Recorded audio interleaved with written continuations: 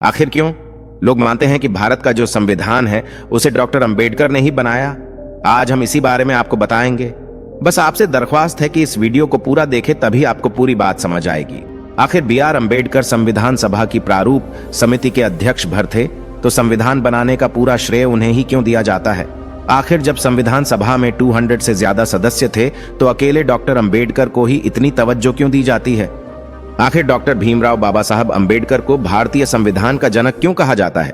इन सभी सवालों का जवाब इस वीडियो में मिल जाएगा। द्वितीय विश्व युद्ध की समाप्ति के साथ ही यह तय हो गया था कि अब अंग्रेज भारत पर लंबे वक्त तक शासन नहीं कर सकेंगे। लेकिन अगर अंग्रेज भारत छोड़कर जाते हैं तो इतने बड़े देश की जिम्मेदारी सौंपी किसे जाए? आखिर वो कौन होगा जिसके हवाले पूरा देश होगा? आखिर कांग्रेस में वो कौन कौन से नेता होंगे जिन्हें अंग्रेज देश चलाने की जिम्मेदारी देंगे? इसी सवाल का जवाब तलाशने के लिए 23 मार्च 1946 को कैबिनेट मिशन का एक दल दिल्ली पहुंचे।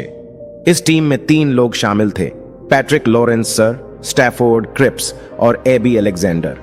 इस दल ने सभी पक्षों से मिलकर बात की और 16 मई 1946 को यह कैबिनेट मिशन इस निष्कर्ष पर पहुंचा कि भारत की आजादी के बाद अंग्रेज भारत के सत्ता संविधान सभा को सौंप देंगे। इस संविधान सभा में कौन कौन होगा, इसके लिए चुनाव होगा। यह भी तय हुआ कि संविधान सभा में कुल 389 सदस्य होंगे, जिनमें 292 सदस्य से और 93 सदस्य प्रिंसली स्टेट से यानी कि रियासतों से होंगे। 25 जून को कैबिनेट मिशन की इस योजना पर आम सहमति बन गई। 29 जून को मिशन वापस लौट गया। इसी कैबिनेट मिशन की सिफारिशों के तहत अंतरिम सरकार का गठन हुआ, जिसमें 2 सितंबर 1946 को भारत की अंतरिम सरकार बनी और जवाहरलाल नेहरू देश के पहले प्रधानमंत्री बने। इससे पहले कैबिनेट मिशन की सिफारिशों पर संविधान सभा के 385 सीटों के लिए जुलाई और अगस्त 1946 में चुनाव हुए। उस चुनाव में बाबा साहब डॉक्टर भीमराव अंबेडकर की एक उम्मीदवार थे, जो बंबई से शेड्यूल कास्ट फेडरेशन के उम्मीदवार थे, लेकिन वह चुनाव हार गए। हालांकि महात्मा गांधी से लेकर कांग्रेस और यहां तक कि मुस्लिम लीग के लोग भी चाहते थे कि अंबेडकर को तो संविधान सभा का सदस्य होना ही चाहिए। तब बंगाल से B.R. अंबेडकर को उम्मीदवार बनाया गया। मुस्लिम लीग के वोटों के जरिए डॉक्टर अंबेडकर वो चुनाव जीत गए और संविधान सभा के सदस्य बन गए। लेकिन अभी तो असली कहानी बाकी थी, जिसमें मुस्लिम लीग ने कैबिनेट मिशन के चुनावी प्रस्ताव को स्वीकार कर लिया था। उसी मुस्लिम लीग ने संविधान सभा में शामिल होने से ही इनकार कर इस बीच 6 दिसंबर 1946 को ब्रिटिश सरकार ने यह मान भी लिया कि 2 देश और 2 संविधान सभा में बन सकती। ब्रिटिश सरकार के इस माननीय भर को मुस्लिम लीग ने अपनी जीत के तौर पर देखा और फिर 9 दिसंबर 1946 को जब संविधान सभा की पहली बैठक हुई तो मुस्लिम लीग से कोई भी उस बैठक में शामिल ही नहीं। हालांकि B.R. अंबेडकर उस बैठक में शामिल थे। मुस्लिम लीग ने मुस्लिमों के लिए अलग संविधान सभा और अलग देश की मांग करती। लाख कोशिशों के बाद भी जब मुस्लिम लीग के लोग नहीं माने तो संविधान सभा ने अपना काम शुरू कर दी है, तो सच्चिदानंद सिन्हा को संविधान सभा का और अस्थायी अध्यक्ष नियुक्त किए। फिर 11 दिसंबर को सर्वसम्मति से डॉक्टर राजेंद्र प्रसाद संविधान सभा के अध्यक्ष नियुक्त किए गए। संविधान सभा की बैठक के 5वें दिन 13 दिसंबर को जवाहरलाल नेहरू ने संविधान सभा में लक्ष्य संबंधित प्रस्ताव पेश किया। वरिष्ठ कांग्रेसी नेता पुरुषोत्तम दास टंडन ने इसका अनुमोदन किया। हर सदस्य को इस पर अपनी बात रखनी थी। शुरुआत तो इसी से हुई कि जब तक मुस्लिम लीग के सदस्य इस सभा में शामिल नहीं होते, बात होनी ही नहीं चाहिए। लेकिन फिर मुस्लिम लीग का अढ़ियल रवैया देखकर संविधान सभा के ज्यादातर सदस्य आगे बढ़ने पर राजी हो गए और कहा कि अब कार्रवाई चलती रहे।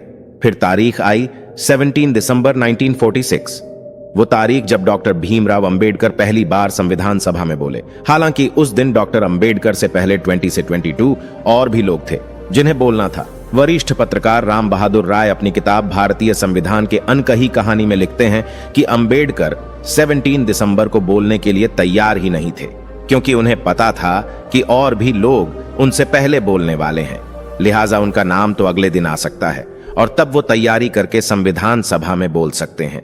लेकिन और लोगों को पीछे छोड़ते हुए 17 दिसंबर को ही संविधान सभा के अध्यक्ष डॉक्टर राजेंद्र प्रसाद ने डॉक्टर अंबेडकर को बोलने के लिए आमंत्रित कर दिया। उस दिन डॉक्टर अंबेडकर बोले और खूब बोले, और ऐसा बोले कि उनका कहा इतिहास हो गए। बकौल राम बहादुर राय की किताब भारतीय संविधान की अनकही कहानी। डॉक्टर अंबेडकर ने उस दिन कहा, कांग्रेस और मुस्लिम लीग के झगड़े को सुलझाने की एक और कोशिश जरूर करनी चाहिए। मामला इतना संगीन है कि इसका फैसला एक या दूसरे दल की प्रतिष्ठा के ख्याल से ही नहीं किया जा सकता। जहां राष्ट्र के भाग्य का फैसला करने का प्रश्न हो, वहां नेताओं, दल हो, संप्रदायों की शान का कोई मूल्य नहीं रहना चाहिए। वहां तो राष्ट्र के भाग्य को ही सर्वोपरि रखना चाहिए। उस दिन डॉक्टर अंबेडकर ने अपने भाषण का समापन करते हुए कहा, शक्ति देना तो आसान है, पर बुद्धि देना कठिन। लंबे वाद विवाद के बाद 22 जनवरी 1947 को संविधान सभा में लक्ष्य संबंधी प्रस्ताव को स्वीकार कर लिया, जो संविधान की प्रस्तावना का आधार है। हालांकि उस दिन तक भी मुस्लिम लीग का कोई भी प्रतिनिधि संविधान सभा में नहीं आया। टकराव और बीआरएच गया और तब 13 फरवरी 1947 को पंडित नेहरू ने मांग की कि अंतरिम सरकार में शामिल मुस्लिम लीग के मंत्री इस्तीफा दे दें। सरदार पटेल ने भी यही दोहराया। इस बीच 20 फरवरी को ब्रिटिश प्रधानमंत्री ने घोषणा की कि जून 1948 से पहले सत्ता का हस्तांतरण कर दिया जाएगा, लेकिन इसके लिए एटली ने शर्त रखी और शर्त यह थी कि जून 1948 से पहले संविधान बन जाना चाहिए। ऐसा नहीं हुआ तो फिर ब्रिटिश हुकूमत को विचार करना होगा कि सत्ता किसे सौंपी जाए।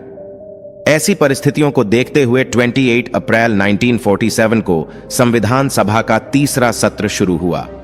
अध्यक्ष डॉक्टर राजेंद्र प्रसाद ने इटली की घोषणा के बारे में सबको बताया और कहा कि अब संविधान सभा को अपना काम तुरंत ही पूरा करना होगा। इसके ठीक पहले 24 मार्च 1947 को नए governor general Lord Mountbatten Bharat आ गए और चंद दिनों में यह तय कर दिया था कि भारत का तो बंटवारा होगा। भारत और पाकिस्तान दो अलग अलग देश होंगे। अब इसकी वजह से संविधान सभा में फिर बदलाव होना। जिन सीट जैसे डॉक्टर अंबेडकर संविधान सभा के सदस्य चुने गए थे, वो सीट पाकिस्तान के हिस्से में चली गई। इस तरह से डॉक्टर अंबेडकर एक बार फिर से संविधान सभा से बाहर हो गए। लेकिन तब तक संविधान सभा के लोगों ने यह तय कर लिया था कि अंबेडकर का इस संविधान सभा में रहना जरूरी है। तब बॉम्बे प्रेसिडेंसी के प्रधानमंत्री हुआ करते थे बीजी खैर। उन्होंने संविधान सभा के एक और सदस्य और कांग्रेस पार्टी के वरिष्ठ नेता एम.आर. जयशंकर को इस्तीफा देने के लिए राजी किया। उनकी जगह पर डॉक्टर बी.आर. अंबेडकर फिर से संविधान सभा में शामिल हुए। 14 अगस्त 1947 की रात 12 बजते ही संविधान सभा के अध्यक्ष डॉक्टर राजेंद्र प्रसाद ने ऐलान किया है, संविधान सभा ने भारत का शासन अधिकार ग्रहण करना कर लिया है। आजादी मिलने के बाद और सत्ता का हस्तांतरण संविधान सभा के पास होने के साथ ही संविधान सभा अपने मूल लक्ष्य की ओर आगे बढ़े। और इसी कड़ेड़ी में 29 अगस्त 1947 को संविधान सभा में प्रारूप समिति के अध्यक्ष के तौर पर डॉक्टर भीमराव अंबेडकर का नाम सर्वसम्मति से पास कर दिया। प्रारूप समिति में और भी 6 सदस्य थे, जिनमें कन्हैया लाल माणिकलाल, मुंशी मोहम्मद सादुल्लाह अल्लादी, कृष्ण स्वामी अय्यर, गोपाल स्वामी अयंगर, खेतान और मित्र थे। 30 अगस्त 1947 को संविधान सभा स्थगित कर दी गई ताकि संविधान का मसौदा या कहिए संविधान का प्रारूप बनाया जा सके। 27 अक्टूबर से इस प्रारूप समिति ने रोजमर्रा का काम शुरू किया।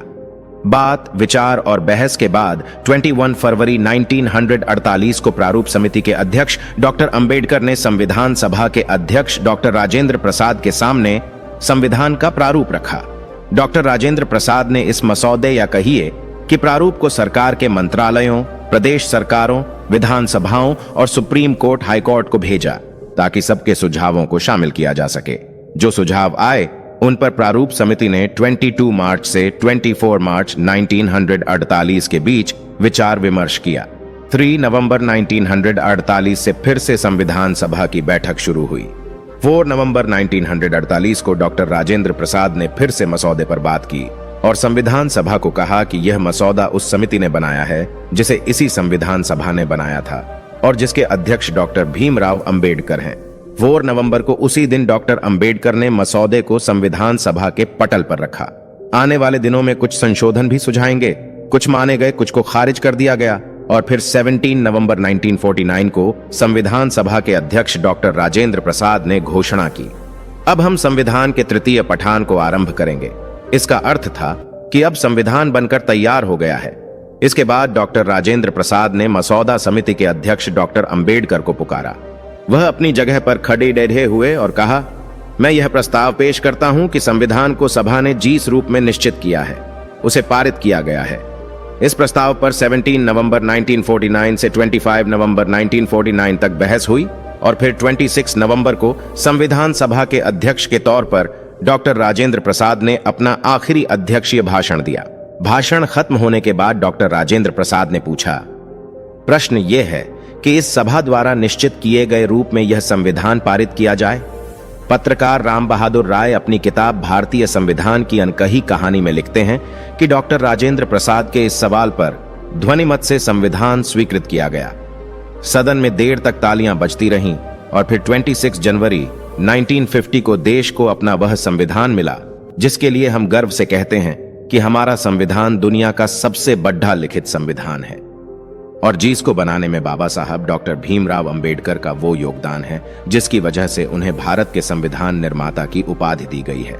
दोस्तों, यदि आप बाबा साहब को पसंद करते हो और इनके बारे में और अधिक जानना चाहते हो तो हमारे चैनल को सब्सक्राइब कर लें।